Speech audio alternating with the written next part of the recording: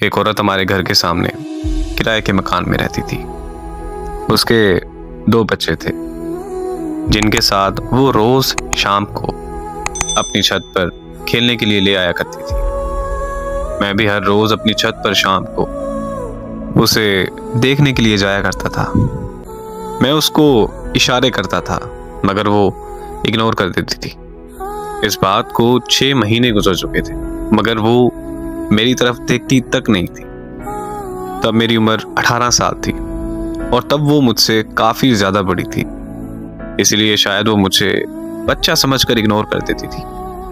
फिर एक दिन मुझे बुखार होने की वजह से मैं छत पर नहीं जा सका, तो वो औरत मेरी अयादत के लिए मेरे घर चली आई और मेरा हाल चाल पूछकर अपने घर वापस चली गई। उसका मेरी अयादत को आना मेरे लिए इस बात का इशारा था कि उसके दिल में भी मेरे लिए एहसास है।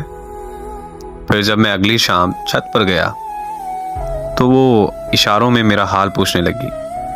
मैंने उसे इशारों में बताया कि हाँ मैं ठीक हूँ, तो वो मुस्कुराने लगी। 2 दिन बाद एक पर्ची पे मैंने अपना नंबर लिखकर उसकी छत पर फेंका और फिर उसने मुझे फोन किया तो मैंने उससे अपनी मोहब्बत का इजहार किया और पूछा कि क्या वो मुझसे शादी करेगी। तो वो हंसने लगी और उसने मुझे ये कहा कि तुम अभी बच्चे हो, तुम्हें समझ नहीं है कि तुम ये कह क्या रहे हो और किस से कह रहे हो। वो कहने लगी कि तलाकशुदा औरत से कोई शादी नहीं करता और मैं तो तलाकशुदा होने के साथ साथ 2 बच्चों की माँ भी हूँ। उसने मुझे कहा कि तुम अच्छे लड़के हो, बस हम दोस्ती तक रह सकते हैं। मैंने उससे मजीद शादी की जिद की तो उसने मुझे कहा कि अगर तुमने दोबारा शादी की बात की तो मैं तुमसे बात ही नहीं करूंगी। मैं वहां पर चुप हो गया और हम दोस्त बनकर रहने लगे। हम एक दूसरे से हर बात शेयर करते थे।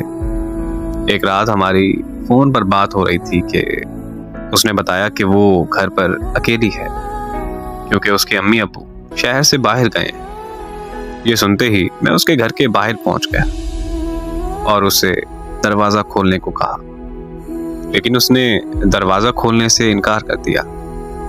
तो मैंने भी जिद कर ली कि मैं पूरी रात घर के बाहर बैठा रहूंगा। 2 घंटों की जिद के बाद आखिरकार उसने दरवाजा खोल ही दिया।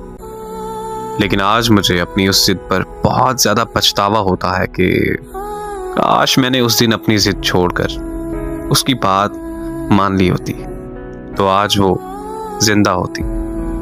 उसके दरवाजा खोलते ही मैं अंदर चला गया।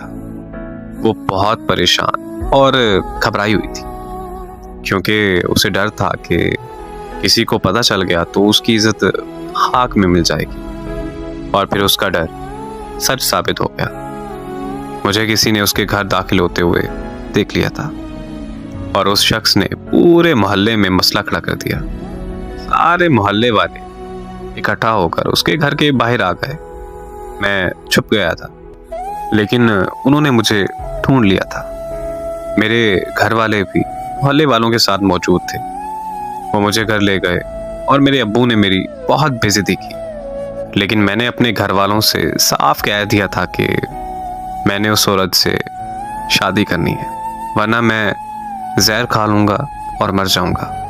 तो मेरे घर वाले मान गए और अगली सुबह उस औरत के माँ बाप वापस आने पर मोहल्ले में पंचायत बैठ गई। पंचायत में सब आ गए थे मगर वो और उसके माँ बाप नहीं आए। थोड़ी देर बाद खबर आई कि उस औरत ने जहर खा लिया है। मैं वहां से उसके घर की तरफ भागा, लेकिन मेरे पहुंचने से पहले वो मर चुकी थी। उसे इस दुनिया से गए 8 साल हो गए, लेकिन मैं आज तक उसे भूलकर किसी और का नहीं हो सका। मुझे आज भी ये बात अंदर से खा जाती है कि काश मैं उस दिन जिद ना करता तो वो आज जिंदा होती।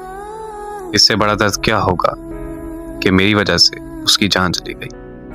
देखिए, मोहब्बत करना कोई गुनाह नहीं। जब सच्ची मोहब्बत हो जाए तो वो रंग रूप, अमीर गरीब, काला गोरा या उम्र में फर्क मोहब्बत में नहीं देखा जाता। जब मोहब्बत हो जाती है तो तो फिर हो जाती है। वो एक शेर है कि वो मोहब्बत को हवस समझते हैं तो कह देना उसे, हाँ बदन ही चाहिए लेकिन ता कयामत चाहिए।